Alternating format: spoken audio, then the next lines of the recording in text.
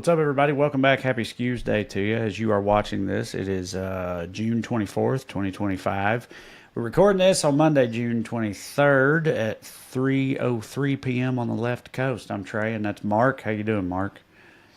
Good, buddy. We're gonna be talking about Iran shit because it's just a very silly weekend that almost got a bunch of people killed. It did make me remember that Toby Keith is dead though. So Yeah, what that means is Morgan Wallen's currently in the worst studio in the world trying to figure out a word in Farsi that rhymes with Bud Light Lamarita. this So that's is good. his moment. It is. Yeah. The world yearns for a new Middle Eastern war anthem from a country superstar. Yeah, I made a video about it today, and I said something like, somebody, break out a Ouija board and get Toby Keith on the case. But you're right. I guess Morgan Wallen, he's the natural replacement. We'll see what he can come up with. Yeah. What's the guy that did try that in a small town? That fucking dickhead. Jason Aldean, yeah, I'm sure he's Yeah. working on it too. It's Yeah. probably a bit of a like bro country arms race right now. I would imagine trying to figure out who's going to be the first to crack that patriotic anthem nut.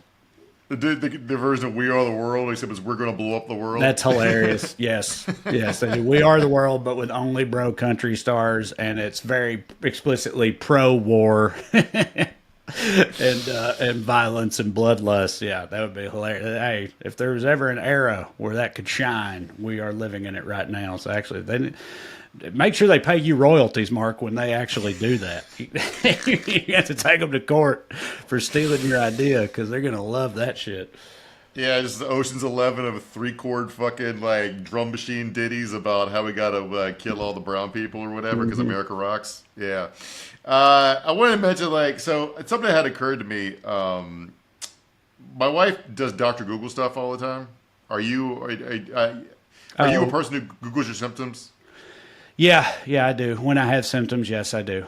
I know that it's like generally bad. I know that it don't hit for doctors either, but I don't know how you resist it. So I take it you don't do that. I don't know how you. I guess it's my neuroticism, but I'm always like, uh, Yeah, so she went to like an emergency ophthalmologist appointment today because she was seeing we went for our anniversary. We went and sat like a beer garden kind of thing yesterday for a couple hours, and after we got out of the sunlight, she was still seeing spots or whatever. So she gets ocular migraines, right? She thought maybe she was getting an ocular migraine, but the headache never came. She just saw the spots. So she just texted me from the doctor, which she can't read my text because her eyes are dilated, but she can do voice to text and tell me stuff. So she can't see me responding and making fun of her. But then she's like, "We did all these tests," and doctor's like, "Yeah, nothing's wrong. That's just weird." I'm like, "Yeah, sometimes it's just weird." But I didn't know she didn't know to trust Google's AI. you mean not to trust it? Didn't know not to Yeah, trust Google's AI? Yeah. yeah. So she was looking at the AI results, and I was like, "Well, at least thank God that may be better because the AI is trained on kindergarten cop gifs, so it'll tell you it's not a tumor, which is better than the normal fucking shit." Yeah. So yeah, So, man, I could spend an entire episode talking about this because, on the one hand, part of the reason I do Google doctor stuff is because it runs in my blood to avoid the doctor at all costs. So, even when it's like I probably should be going to the doctor, I'm like, nah, I'll just Google it and fucking figure it out. It'll be fine. So, it comes from a different place. But also, on the one hand, again, I know it's annoying and all that, but you're like, yeah, sometimes shit's just weird. I think in her case right now with the spots after the sunlight, it probably is just that. It just seems like that's a thing that happens. Having said that, I ended up finally having to have 2 surgeries on my eyes for double vision, which was something that over the course of 10 years and 6 or 7 different doctors, the response I was getting was, I don't know, that's weird. I don't know what to tell you. Until I found the right guy, and he was like, yeah, no, I can fix that. I know what that is, and I can fix it. And then he did. So it's like, you just really never know, Mark. But that guy is never going to be Google's AI bot or whatever they call it, like no matter what. So I'm still with you on that. yeah. All right, let's get into the show. It's gonna be nothing but flowers and rainbows in this edition. Just nothing but nothing but happy times and good vibes over here in the old U.S. of A. Producer Matt's back there doing his thing. This is Weekly Skews. Before we continue, of course, I got some business to take care of. First of all, I want to tell you, If you want to see me do stand-up comedy live and in person, you should go to TreyCrowder.com and check out my upcoming tour dates. This weekend, I'll be up there in wine country in Napa, California. Then I got a hometown show at Largo, the legendary Largo in Los Angeles. Then after that, Tulsa, San Diego / La Jolla. Run through the Midwest, and a whole lot more coming up in the very near future. So go to TreyCrowder.com and check it out. Also, you can find a link to my most recent special, Trash Daddy, on the same website, TreyCrowder.com. So watch that if you haven't already. And even if you have, watch it again. It's fun.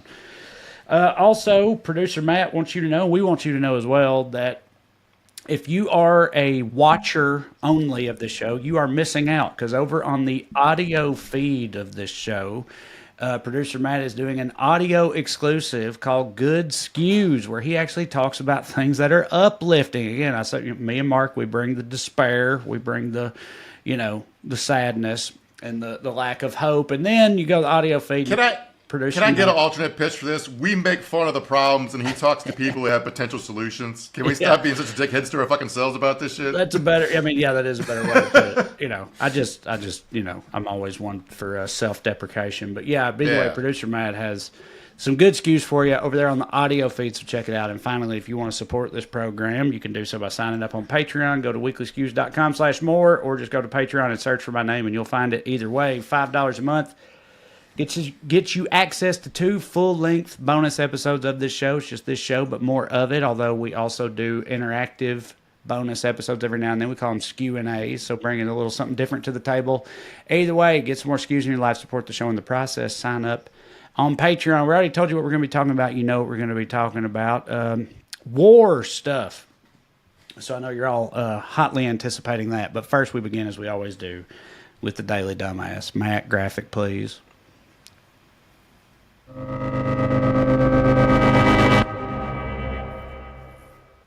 Tonight's DD, ICE for teaching their goons how to Gestapo, but skipping over the whole parking brake part of it.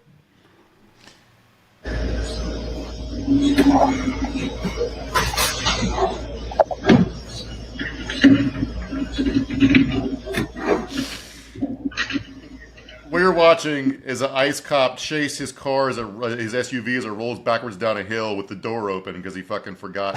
There he goes.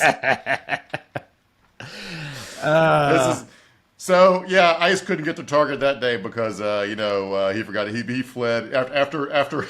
He drives off without the door closing, by the way, because if you weren't watching, when it was rolling backwards, it did that Tommy Boy thing where the open door hit a parked car, and it sent it the other direction and almost ripped it off its hinges. So once he caught up to it, he tried to close the door and couldn't close it. So he drove off holding the door half ajar in the shame that he deserves.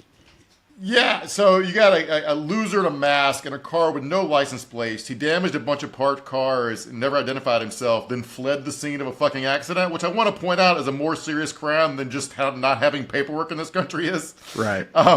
What the fuck do you tell your insurance? Right. If you're the car that got hit by that or whatever? Yeah. Right, yeah.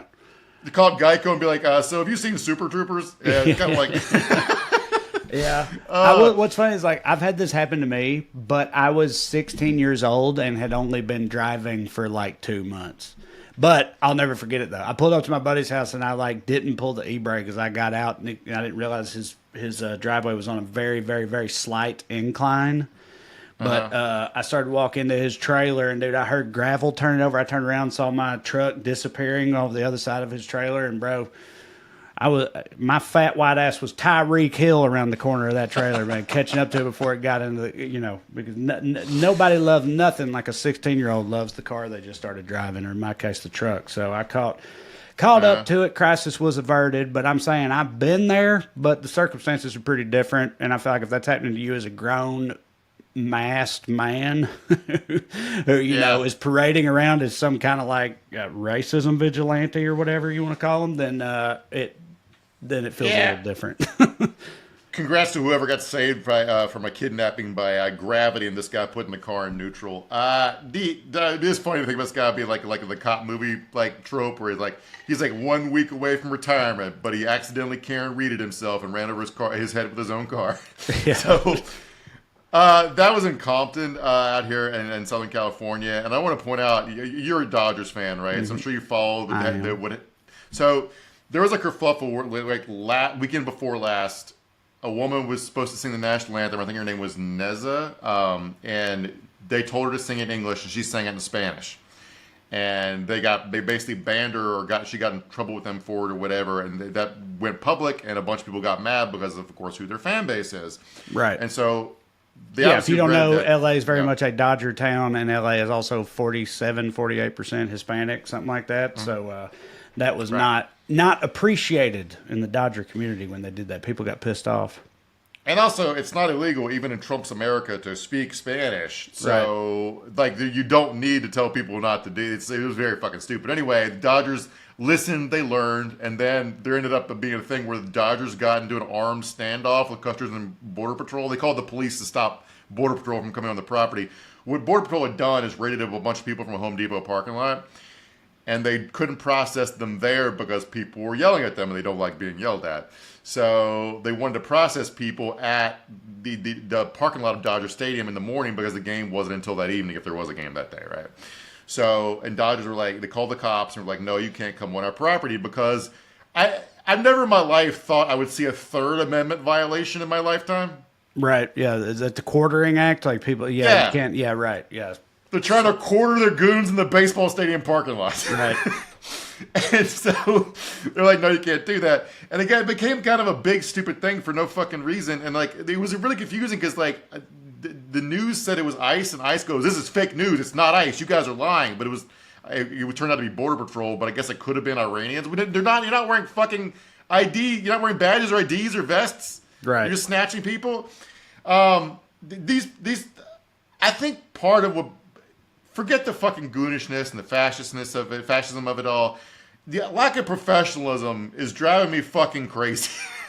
Here's the thing that happened last week where Congressman Jerry Nadler and Dan Goldman tried to visit an ICE facility in the 10th floor of a federal building where they're detaining people, right? And Congress is supposed to have inspection authority over facilities where people are being detained. They go to the facility, and they say that the director of the facility, his name is a field director of ICE by the name of Bill Joyce, says it's not a detention facility. It's just a place people are housed for several days. Right? And it tells them they can't come in because whatever hair split reason, it's not like he says it doesn't meet the oversight requirement because they're not holding people in captivity there. They're just holding people captive there. Right. Totally different. I mean, that's kind of a recurring theme where, we're going to talk about it around later or whatever. And I know that, our boy JD was like, this isn't like, people keep calling this an act of war. It's not an act of war. It's just like a strategic military strike on a sovereign nation, whatever. It's like, that's not, I don't get what people don't get about that. And it's like, I don't know what, I can't believe that they even care about the semantics or whatever in the first place, but also that the idea that it would work or that it would matter to people who care in the first place. But I guess it's all like legal technicality thought processes on their part, where it's like, that's how you get away with stuff is paperwork loopholes and shit. Right, but it's like, so what they're doing is very fucked up. But I want you to look at what ICE Deputy Field Director Bill Joyce wore to tell Congress people they could not fulfill their constitutional duties, and he wasn't going to allow it. You gotta be fucking kidding me, dude. That is a Tommy Bahama shirt with a fucking toucan on it. Hell yeah. We interrupted this guy's time at that swingers resort in the Bahamas or whatever, fucking hedonism or whatever it's called. Yeah. This guy called this guy in from hedonism where he was at a key party, fucking listening to Jimmy Buffett just so he could defend the stripping of civil rights from American citizens and people and shit like that. It's so stupid. The shirt is being honest about what happened, though. Our country's been overthrown by divorced drunk guys who had Margaritaville. Right, yeah. Kind of. And so, while we're talking about immigration stuff, we haven't talked about Kilmar Abrego Garcia in a few weeks. I wanted to, mention, he's back in the U.S. They finally brought him back after enough public pressure, but they arrested him on federal human trafficking charges that are based upon a time he gave some guys a ride to work. Mm-hmm. If you have ever driven anybody to work who you didn't inquire about their documentation status, you might want to consider, I would like the Jeff Foxworthy voice here, you might be guilty of human trafficking. Mm-hmm. All right? If you've ever taken a girlfriend or a boyfriend on vacation and had sex with them, and you paid for the plane ticket, guess what you might have done according to the Trump administration? You are a sex trafficker. All right?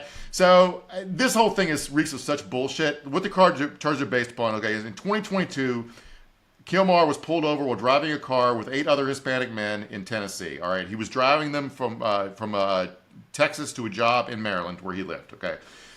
Back in 2022, it's not that the federal government didn't know about this. The Tennessee Highway Patrol or whoever called the feds, and they were like, well, there's no overt evidence that he was smuggling immigrants across the country. I think prosecutors say now. He just said, the feds told the local cops to just let them continue on their way, because who gives a fuck? They now say that he lied about where he was coming from and where he was going, even though the forms they wrote down at the time quoted him being honest. I'm driving these guys from Texas to Maryland, right? The fourth part of this is bullshit. Is like they accuse him of a bunch of other stuff they did not indict him for. They just rambled at a press conference saying he's guilty of regularly smuggling guns, transporting migrants for cash, and attempting to solicit child pornography. Right. Again, there's no supporting evidence for the child porn stuff. They just dropped it like a smoke bomb and walked away like a fucking shitty magician. Right.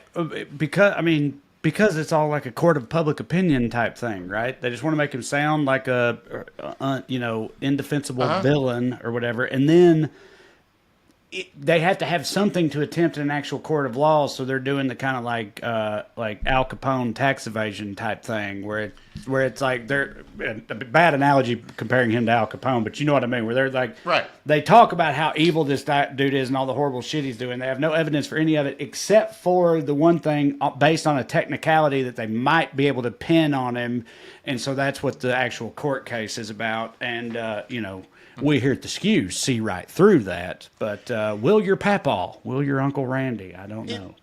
It is so crazy to me that we do government we govern ourselves through TV like this, and it's kind of what all the Iran shit's about. Where like they've made this guy into the villain of their TV show, so their law and order detectives, pick your pairing, have to take the guy down at the end of the show, otherwise the plot's not fulfilled. Right, and they could have quietly let him go. They could have never deported him in the first place. They could have done lots of stuff, but instead they have to ruin this guy's life, or lose face, right? Like yeah, and they're not going to do that. That's what I'm saying. It doesn't matter if they were wrong or if he's innocent or any of that shit. It's like they went to bat on the concept of this dude being justifiably sent to a concentration camp or whatever because he's a criminal and illegal and all this stuff. And so now they're gonna die on that hill no matter what. Like they're gonna construct that reality that they desire, like come whatever may, rather than just admit they were wrong or acknowledge whatever the objective reality might be. And they've made it. They've honed their entire existence over whether Kilmar is a good person or a bad person or whatever. Instead of just being, he's just a guy. Right. and Ben Schrader, who was a high-ranking federal prosecutor in Tennessee, resigned over the his office's conduct in this case. He doesn't want to prosecute this guy, Kilmar. And all these allegations about human smuggling, the only actually testimony they have is from alleged co-conspirators who since 2022 have either been imprisoned or deported, in which case they're getting sweetheart deals for this. The prosecution has a cooperator says Garcia was making $100,000 a year smuggling guns and people, including minors, across the board for years. So their theory of the case is he was making $100,000 a year and then decided to give it all up to follow his dream working with sheet metal. There's been a series of hearings about whether or not they can keep holding him, which is sort of pointless because if he gets out of federal custody, what the administration is going to do is have ICE seize him, which is kind of outside the bounds of law, and he's back in the ICE fucking invisible incarceration machine. I want to quote here from the judge's order, or the judge in this case. Let me read from his brief. Okay, the court gives little weight to this hearsay testimony talking about the cooperating witnesses. Double hearsay through Special Agent Joseph's testimony of the first male cooperator, a two-time previously deported felon and acknowledged ringleader of a human smuggling operation who has now obtained for himself an early release from federal prison and delay of a sixth deportation by providing information to the government. Nor do the hearsay statements of the second male cooperator on this issue fare any better, as his requested release from jail and delay of another deportation depends on providing information that the government finds useful. This is where the farce of it comes in, okay? Both male cooperators stated that Abrego typically took his children with him during the alleged smuggling trips from Maryland to Houston and back, some 2,900 miles round trip, as often as 3 or 4 times per week. The sheer number of hours that were required to maintain this schedule, which would be more than 120 hours a week per driving time, approached physical impossibility. Mm-hmm. The government's theory of the case is he was driving 120 hours a week with 3 kids in the car. Right. But see, like, if you have a judge, like you're reading from a judge's decision on the matter, but if you have a judge who's like an asshole or a Trump appointee or whatever, then they treat all of that completely differently. Do you know what I mean? They treat it like well, based on this testimony, this sworn testimony of a witness, you know, instead of just being like, oh, this is hearsay and clearly bullshit or whatever. And it all kind of comes down to sort of luck of the draw like that sometimes when you're in the position that he's in, you know. And you used to have, like, even a cynic like me used to have some level of faith in consistently finding these judges calling balls and strikes or whatever that would acknowledge reality. But that's part of how they've been trying to, like, shape reality in their own image in recent years since the beginning of the Trump era, is getting lunatics in place that wouldn't do that shit. So courts would typically assume the government's operating in good faith, although during the Trump era, they really tested the bounds of that. And a lot of judges have basically stopped treating the government like a most favored witness, which is probably good for criminal justice stuff. But, like, I wish it would stay permanent in every judge, but it's not gonna. So we'll probably talk about the paid protesters thing again at some point, because it's becoming even more. The Trump administration is going to get to the bottom of who's funding all the anti-ICE protests, all right? So, which is obviously weird bullshit, but I also want to present this case to you as just protests are just what happens when you do fucking fuck up, when people in authority do fucked up shit, okay? Right. This is about how the kids are staging anti-ICE protests on Roblox. Mm-hmm. All right? Yeah, which that's both, like, heartening and disheartening at the same time. Do you know what I mean? Like, that they're living their lives on Roblox, but also that their hearts are in the right place while they do it. Well, this apparently started. I'm quoting an article in Rolling Stone. So the original reporting on this was done by Taylor Lorenz on her Substack, I think. But, like, so basically what started, me quoting Rolling Stone, what first began as some Roblox players role-playing as ICE agents has turned into a series of organized protests in the virtual world filled with Mexican flags, anti-Trump signs, and often gunfire.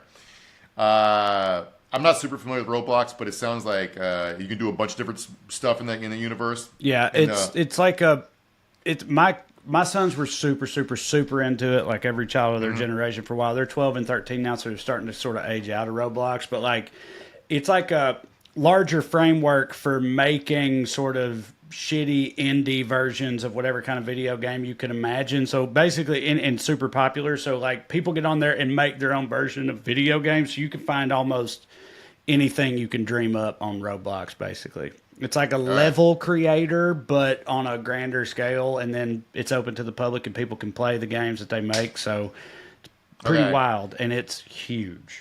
Well, this sounds like maybe the Sims version of it. So, like, this is about a town called Brookhaven that exists on Roblox. It's a role-playing server set in an idyllic suburb where players can become cops, nail technicians, firefighters, and more. It has about 600,000 concurrent players. Jesus. The protest came in response to some players pretending to be ICE agents and harassing others in-game.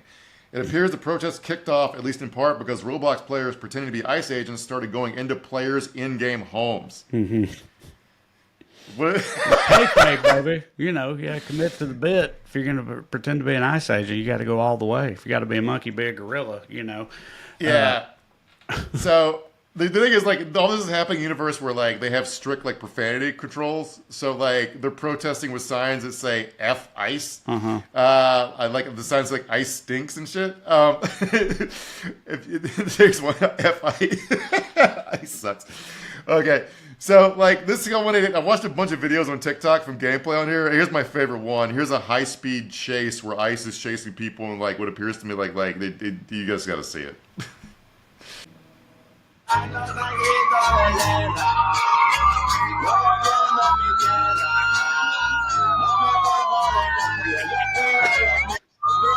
right, you cut it, man.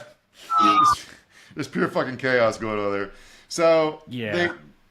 So this this turned into like there was so this keeps escalating. Like a few Roblox players role playing as cops and ICE agents tried to push back against a growing crowd of protesters, but it was fruitless. An armored SWAT vehicle driven to the center of the protest was swiftly engulfed in flames. Shortly after, the Brookhaven police station was set on fire too. Fuck yeah, the revolution will not be televised, baby. They're fucking taking it to the streets in the Roblox universe. And again, I can't stress this enough. And I mean, I'm basing this entirely on what's happened in my house, but in my experience, the people behind that are doing all this, that you're seeing those videos, the ICE agents and the ones pushing back and setting the Roblox police station on fire, you're talking 7 to 11-year-olds, 7 to 12-year-olds or whatever. Like it's a very elementary school centric game, and they love it. So it's wild that these kids are out here fighting the power or fully embracing the power. Yeah.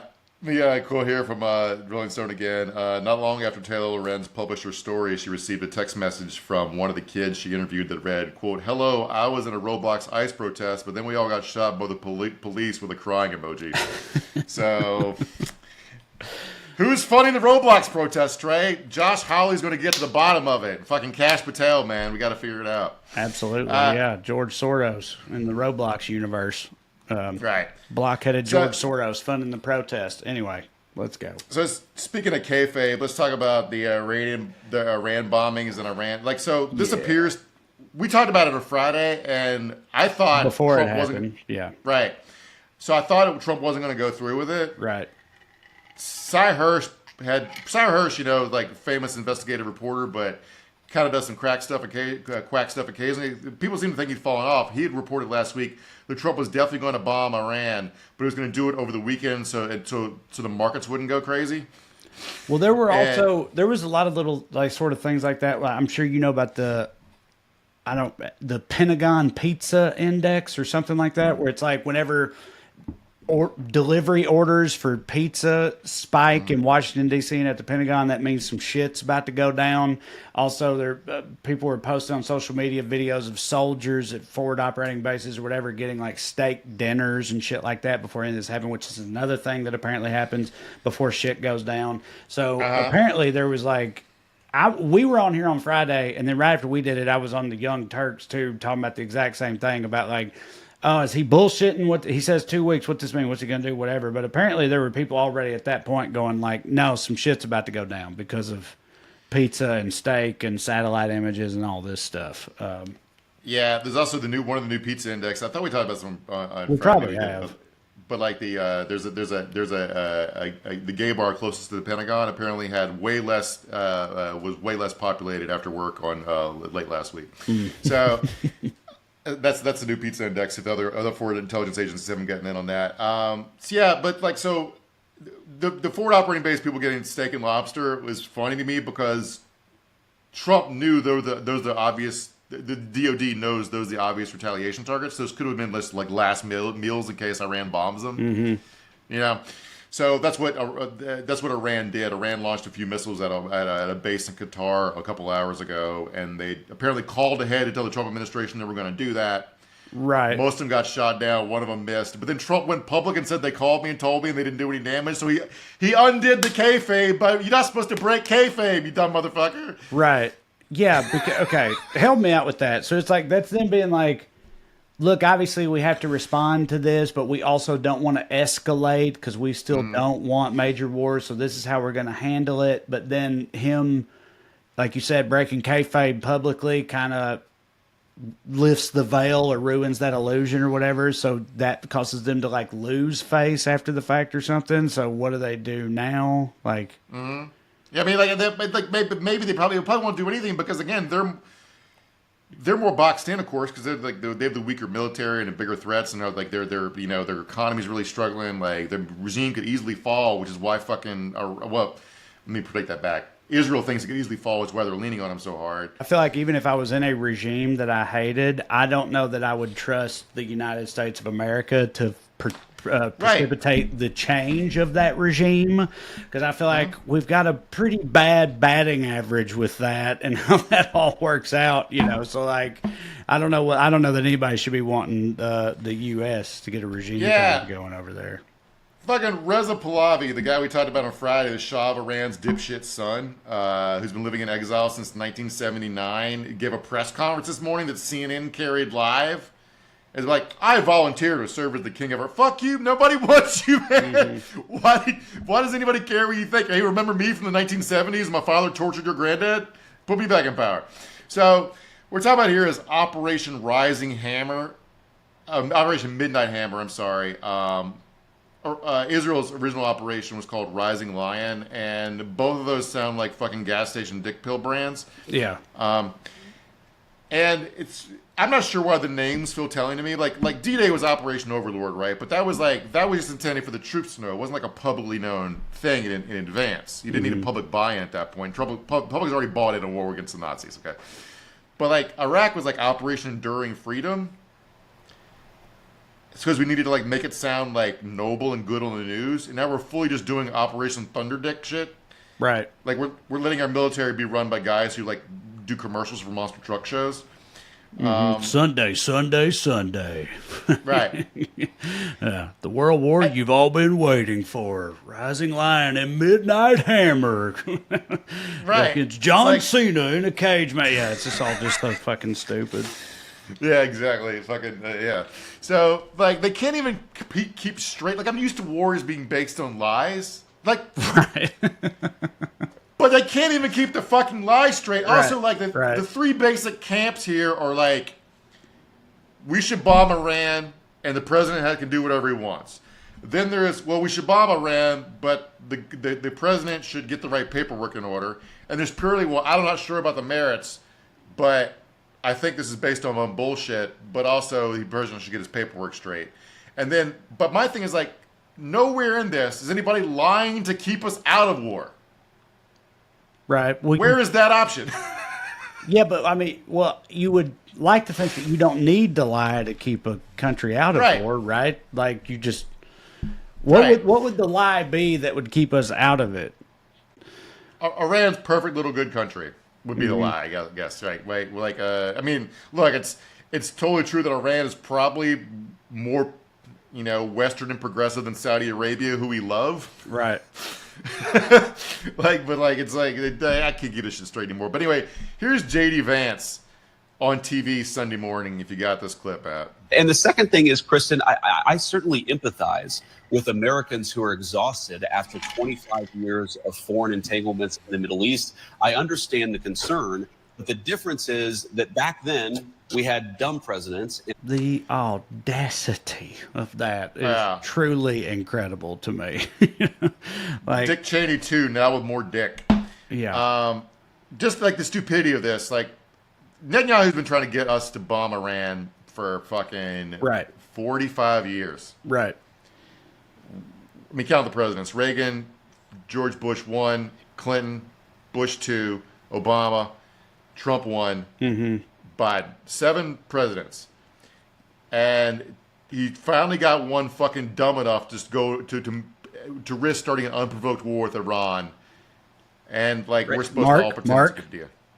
Is that what happened?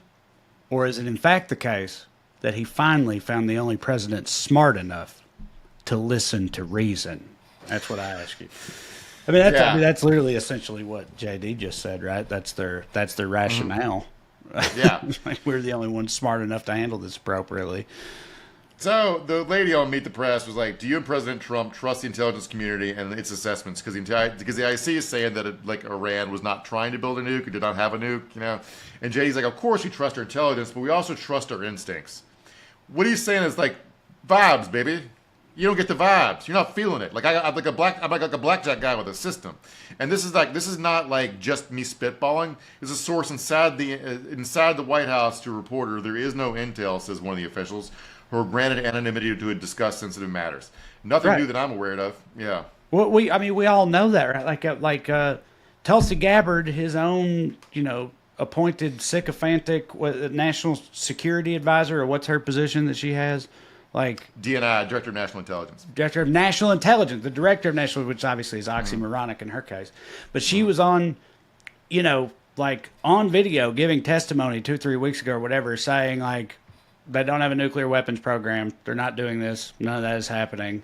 And then now she's, of course, like walking it back, you know, because Trump got pissed off and said the intelligence was wrong because, you know, that's his whole thing is that intelligence don't hit. But like that's all anyone's been saying, including his own people, who none of us.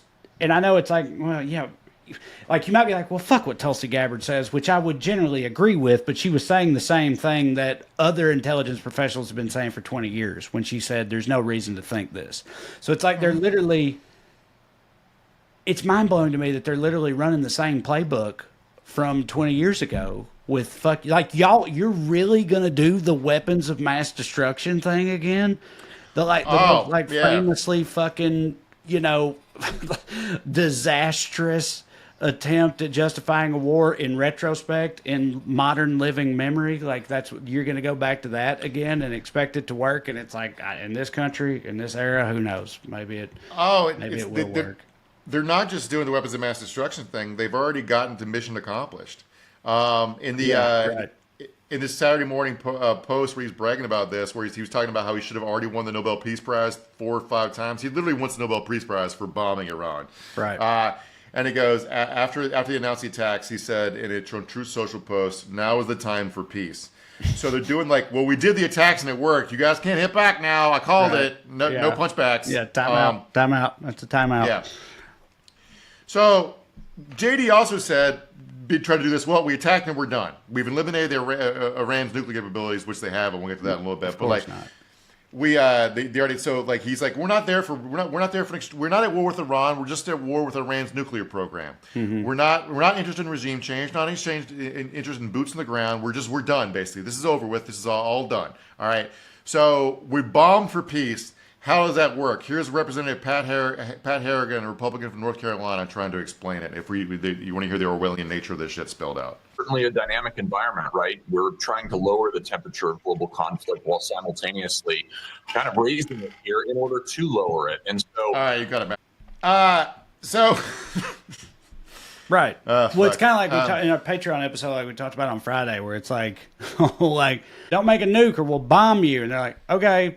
All right, and 20 years later, it's like, are y'all making a nuke? No, and everybody else agrees. Like, no, I don't think they are. It's like, you know what? Fucking bomb. I just don't like. I don't like the sound of that. Bomb their asses anyway. Like, none of it makes any fucking sense. Like, what is supposed to be actually happening over there? Nobody knows, and nobody knows in Washington D.C. either, because like right after JD would have been around all the morning shows trying to say we were not interested in regime change. Trump gets on fucking Truth and goes, it's not politically correct to use the term regime change, but if the current Iranian regime is unable to make Iran great again, why wouldn't there be a regime change? MAGA. This shit makes like the death of Stalin looks like the West Wing. Mm-hmm. It's like no one knows what they are doing or what Trump is doing. Fucking Keir Starmer went public calling for Iran to, quote, return to the negotiating table. They were at the table. Israel bombed the table and killed the guy sitting at it. Nobody here has a fucking plan for anything that comes next. Right. So, like, if they actually try to do regime change, we and the people of Iran are all fucked. Well, so let me ask you this, Mark, like, because I think we agree. It was like, why did they do this? Does he think that, like, you know, wartime precedent, that's always good at the end of the day, like historically or whatever? Or is it like making his place in history? Does he somehow think paradoxically it's going to lead to a Nobel Peace Prize? Like, we all realize it's ridiculous. Israel was having all the fun. He got jealous. We got all these bombs. Like, what? Like, why did we do it?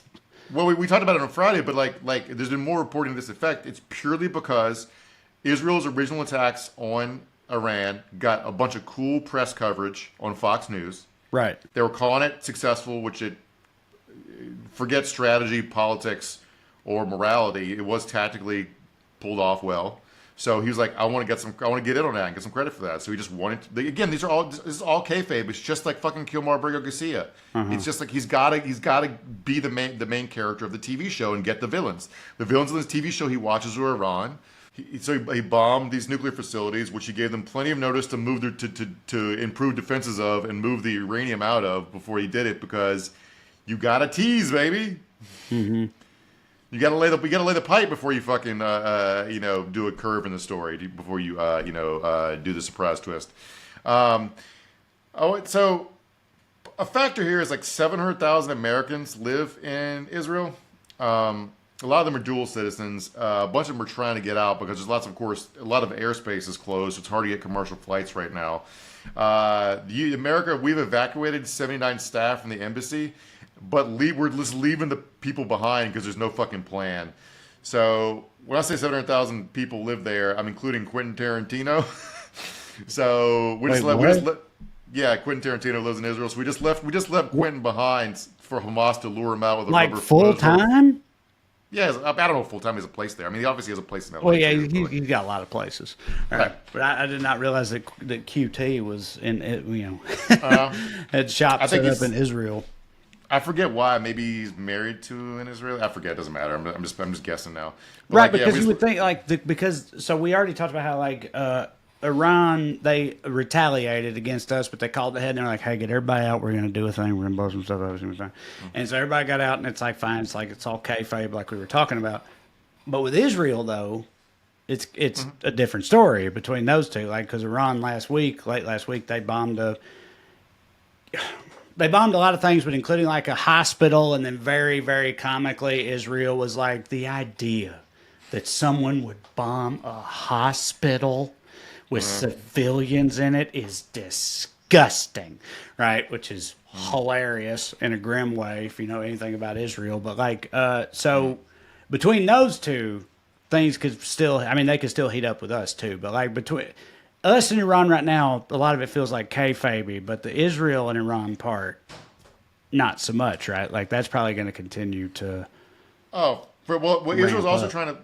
Well, Israel's also making noise about, we can't, we don't, this isn't going to go on forever because they're running out of fucking defensive munitions. Like, they can't, Iran's a much bigger geographic country than them. They don't have unlimited resources, even with our backing. Like, it's just all this stuff. When I say nobody has a plan for what comes next, I mean, nobody. There isn't a person who's has an idea about how to deal with the shit they're unleashing. And maybe it's possible that nothing happens. It's possible. I'm not sitting here saying this is World War III. I'm saying everybody involved in this is a fucking idiot. Yeah, for sure. I do want to mention here because we never talk about the costs of war stuff.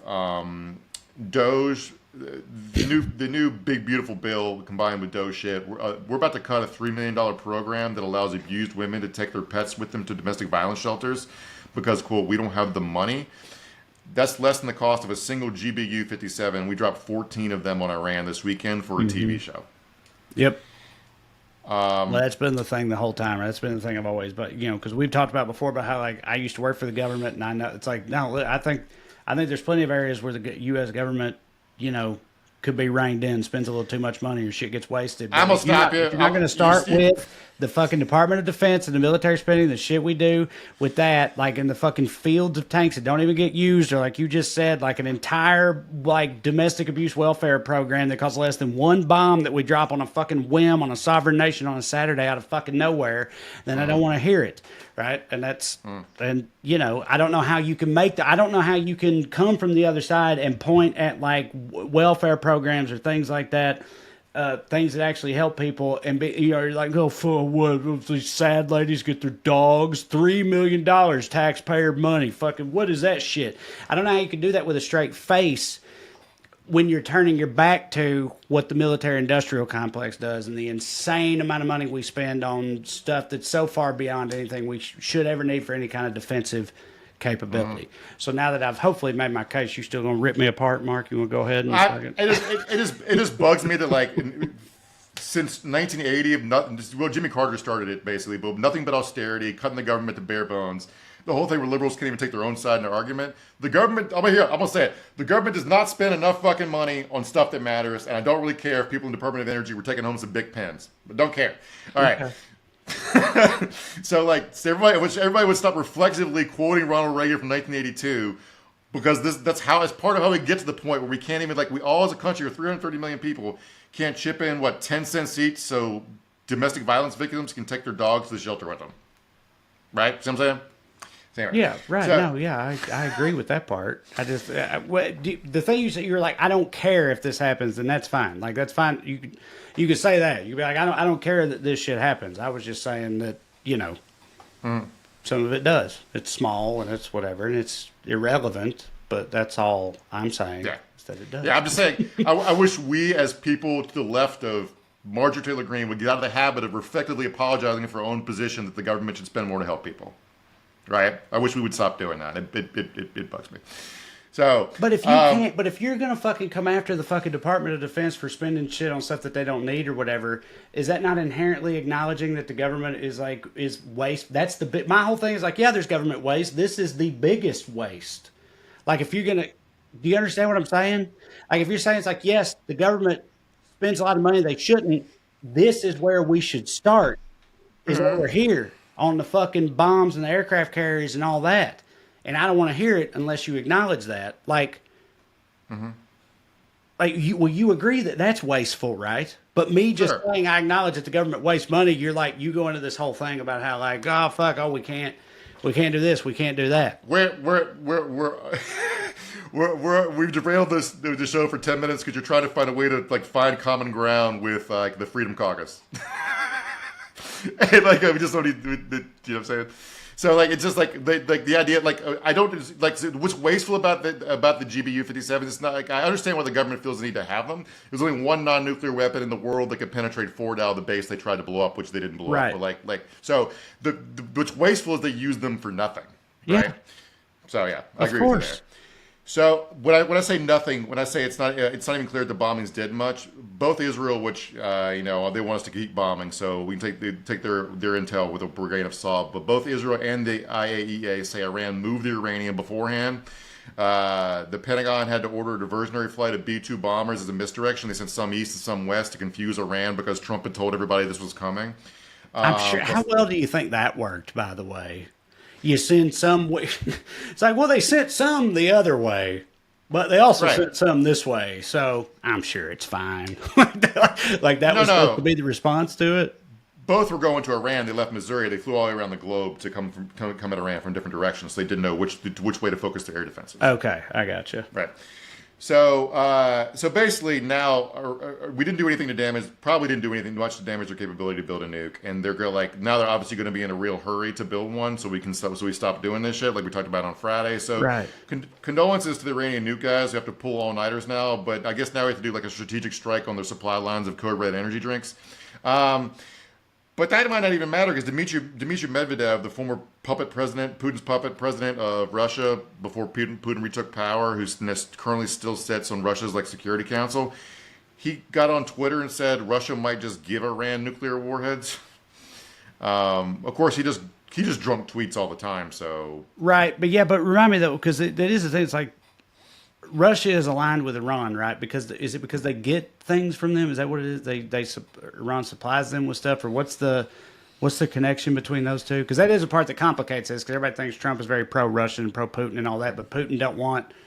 Well, I've heard a lot of people say it's like, oh, Putin would love for us to be bogged down in a Middle Eastern conflict. That's fucking, what happened with us and them in Afghanistan. But what's the Russian part of all this? Well, they're trading partners. They're also both oil-producing states. They have a shared common interest. They're in was it BRICS together? Like their version of the EU, which is Brazil, Russia, Iran, South Africa. I forget. Like Iran's also supplying them with drones in Ukraine. Yeah. So lots of reasons. They're also just like the general principle that America shouldn't overthrow governments. Russia and Iran agree on. Now they don't agree that Russia shouldn't overthrow governments, but that's a different thing. Mm-hmm. Right. So. Iran, by the way, their parliament voted to give their security apparatus the authority to close the Strait of Hormuz, which is where Iran's got 25% of global oil supplies, and a lot more pass through the strait. So that'd be a big hit to the global economy. And you'd be like, okay, well, Iran's parliament, that's obviously just a show vote, but we didn't even get a show vote before this. So Iran currently has a more active and functional parliament than the United States. The United States of that one guy can do whatever he wants because no one in Congress who swore oaths will do their fucking job. Yeah, on that note, let me ask you this too about the like, because I've seen people that are for some reason I can't fathom, and I guess okay with all this, pointing at being like, look, fucking, and I made a joke about this in the video I made today, but it's like, look, every fucking U.S. president does this type of thing, whatever, strategic, drone strikes or whatever. It's like they bomb places, and we don't call it war when they do that fucking from Somalia to fucking Syria and wherever else. It's like we do this all the time, and everybody's freaking out right now. Like, will you tell me right now as a smart person, like, I know that that's stupid, but tell me why that's stupid. Do you know what I mean? Like, what? I said it for no other reason than the fact, like, this is not the regime that's in charge right now. Fucking throws all that out the window to me. It's like, I don't trust them to do anything that, won't lead to the worst outcome. But, like, right. The thing about Trump is, like, he does stuff that the U.S. federal government kind of sort of naturally does. He just does it in a clownish, oafish face right. that makes like the contradictions in his system inherent, right? Like, right. so he can't even like put on a suit and talk right. dignified about the war. 100%. Right? And that's very right. That's like a running theme with his whole era and administration and everything. It's like they used to at least have the decency to pretend they weren't doing this or thinking this or being this or whatever. They used to at least put up a front, and he just don't do none of that. He just puts it all on Front Street and fucking tells you to go fuck yourself if you don't like it. I mean, like, okay, this has nothing to do with Trump. I'll give you an example here. There's a famous war game called the Millennium Challenge that took place back in 2002, where basically one set of American generals cosplayed as the United States in this fake exercise, and the other side was Iran, right? The Marine Lieutenant General playing as Iran won the war pretty easily doing creative asymmetrical shit. And they stopped the game and go like, wait, no, that stuff you did to win was cheating. You're not allowed to do that. Like, what he did was like use motorcycles as messengers to get around communication intercepts, and use like speedboats with like kamikaze bombs on them. And they're like, wait, no, we didn't expect that, so you can't do it. So they reset the game and made him play by American warfare rules, so he would easily lose. Right. And their lesson from that was we can easily beat Iran. That was 2002. Sure. Right? Yeah. Because any country we start an unjust war with is surely not going to, not play by our rules. They're going to honor our rules of engagement. Clearly, everyone knows that. Did they learn nothing from the lessons of Mel Gibson's 1999 historical drama, The Patriot? All right, those tactics are effective. All right, you got to be ready for that. You got to be on your toes. Yeah, I mean, like, the thing is, like, we always seem to think we can control how this goes. Like, we always forget that, like, Iran gets a vote, like, the people of Iraq got a vote, like, the people of Afghanistan got a vote. Like, you don't get to, like, do you familiar with the spherical cow, Trey? Spherical cow? I don't think so. Yeah. It's a joke about theoretical physics, because, theoretical physics is kind of useless. The joke is that it's useless practically, because, like, you sit around in a room, you think about these complex math problems, but none of them really fit with the right world. Like, nobody really knows how dark matter works, so the theory of relativity doesn't connect to it, yada, yada, yada. Right. So the joke goes, like, a dairy farmer is having a problem with the output of his cows. So he calls up the local university, and he's like, can you guys help me out? So they huddle up, they get together. The theoretical physicist comes back to the dairy farmer like a couple weeks later and goes, I have a solution to your problem, but it only works with a spherical cow in a vacuum. Right? Right. So which is not what we have. Right. So all these defense plans about, we're going to have a peaceful parliamentary democracy in Iran with this one easy trick. And it's always like, well, everybody has a plan to get punched in the mouth, right? Right. And the stuff we can't contain is never limited to just overseas. Like, so last night I sent you guys a screen grab. These cops in Oklahoma City were we're waiting outside the basketball arena right after the Thunder wore the title to immediately disperse the crowd because Oklahoma City cops do not know how to handle a professional title winning celebration, right? And people are like, this is fucked up. To be fair, yeah. So they're like, this is fucked up. They want to let us have fun. And like when somebody was like, well, we are at war, it's probably wearing out sleeper cells, right? It's like that. We got to gun down people in Oklahoma City because the drunk people celebrating the basketball title might be Hezbollah or something. Mm-hmm. But there is a fear of okay, the DHS put in a memo about like violent extremists being unleashed in the homeland, mobilizing in response to the conflict, right? And I saw a bunch of MAGA types telling each other to stay armed, keep their head on a swivel, which anybody who knows how this country works means that like some Inuit's going to get shot in Michigan. Right. Yeah, this exactly. fucking guy. Right. That's Yeah. what I was about to say. It's like, this is, again, history fucking rhymes, man. It's the same thing. It's like, this is how, with like the rampant Islamophobia after 9/11, when we were in the run up to the war in Iraq or whatever, the same type of thing where it's like, you see a brown guy with a turban who's like a Sikh who has nothing to do with any of this. He's not Muslim, has nothing, but they see a turban and they're like, oh, this guy's a villain, and he's got like a bulge in his pants or something. He gets tackled with a fucking knife in his fucking, or a knee in his, at the back of his throat by some, lunatic do-gooder making a citizen's arrest or some shit because he read that we all should be vigilant now that we're going to war with Iran or whatever. Like, that's the type of shit that happens in this fucking country when people get that in their head, and that ain't good. We can't have that. That's why we can't get into this position in the first place. But I wanted to ask, because, like, do you ultimately think this is going to end up kayfabe saber rattling at the end of the day between us and them? Or do you think it's going to escalate and get out of fucking control? And I know that's a lot to put on you. I'm just curious what you think. I would imagine, because I don't think Iran wants any further escalation, and I don't think Trump does. Like, one thing is, like, because this kind of splits this fucking coalition. The people that there were people stupid enough to believe him when he promised no new foreign entanglements. Of course, like, Trump didn't really mean that. What he meant was no more worrying about the human cost of it. Right? He meant, like, we should just bomb Iraq and take their oil and not worry about whatever else comes after it, right? So, like one of the funniest things here, I'm skipping ahead in the outline, Matt, is they're blaming the MAGA fight online on online bots, disinformation bots from Russia and Iran, which is a funny little plot twist here. Let me quote here. This is in New York Post, which of course is a Trump-allied rag. Russia and Iran are targeting the Make America Great Again movement and trying to destabilize the right from within, according to a new report. That is a hell of a thing for y'all to say to us. I tell you. Like, oh, yeah. Oh, you worried about Russian disinformation? Is that right? Yeah. That's funny. It's funny you figured that out.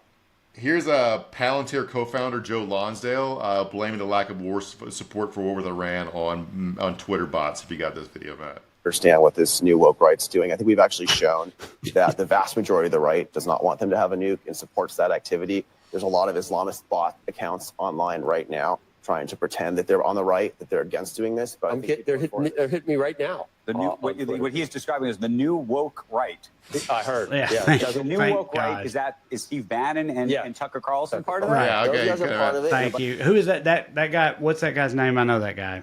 It's Andrew Ross Sorkin. Andrew Ross Sorkin. Yes. Is that him? Yeah. Yes, that's Andrew. Yeah, Andrew Ross Sorkin. Glad he spoke, because as soon as that guy says, like, the new woke right, like, again, there's no loyalty amongst thieves, man. They'll tear themselves apart immediately. But what's funny about it is, like, some of the ones that are being targeted by the right now for not being right enough to being the new woke right, as Ross Sorkin pointed out. Steve Bannon, Tucker Carlson. Do you want to be like thought leaders amongst the lunatic contingent from my perspective, and they're being called like fucking hippies now? Like, what is happening, man? Mm-hmm.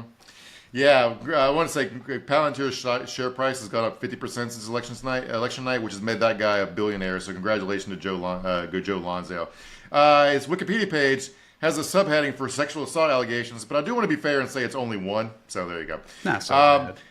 So the tech part of this, you guys don't need to worry about whether the DoD can handle all this, because we got 4 new lieutenant colonels in the U.S. Army. They're execs from Palantir, Meta, and OpenAI with no military experience. He just got commissions as lieutenant colonel, and a new Army Reserve component called Detachment 201.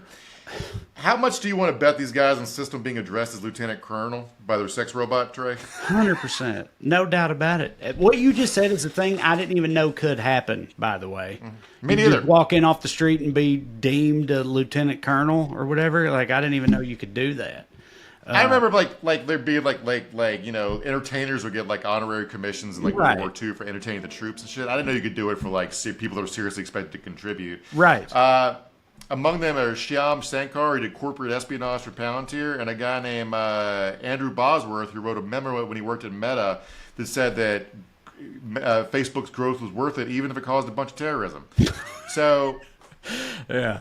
I do want to say, now that they're in the Army, the next time Facebook facilitates a genocide, at least it'll be on purpose. So there we go. At least there's that, yeah. Everything is worth it in the interest of the stakeholders. That's what we need to keep in mind throughout all this, when we need to remind ourselves is it's in the interest of the stakeholders. So thank you guys for listening. We appreciate it. And check out Matt's Good Skews on the audio feed. Check out my website, TreyCrowder.com. My upcoming tour dates. Come and see me if I'm coming near you. Watch the special Trash Daddy if you haven't already. And consider supporting the show on Patreon, weeklyskews.com/more, or just go on Patreon and search for my name. Either way, $5 a month, 2 full-length bonus episodes, including every now and then Q&As where we interact with you, the audience across the Skewniverse. But either way, if you keep watching this show, we'll keep doing it. We'll see you next Tuesday. Skews Day, I should say. 7 days later, see you. Love you. Bye.